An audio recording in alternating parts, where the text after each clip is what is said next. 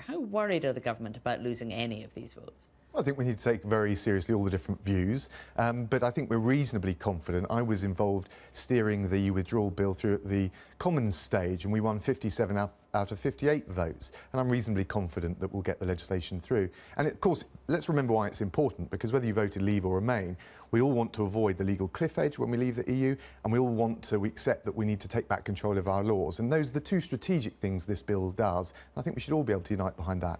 Now, Amber Rudd and Ian Duncan-Smith, in their joint article this morning, are trying to be helpful, urging their colleagues to vote with the government, but they also heavily imply that a government defeat could actually risk either Theresa May's premiership or the government's safety itself.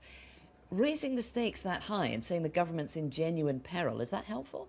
Well, look, I think what it shows is you've got two former cabinet ministers on polar opposite sides of the EU campaign when we had the referendum, uniting and showing that the Conservative Party and indeed the country needs to be bigger than the sum of its parts. But are they right when they say that if the government loses, that it could fall? I think people thinking about voting against the government this week need to think very seriously about it. But the most important thing is that we get that legislation through, because it avoids the legal cliff edge. It makes sure that we have a smooth legal transition in relation to Brexit, and it sends the Prime Minister into the June Council with the wind in her sails, rather than perhaps delaying the domestic process.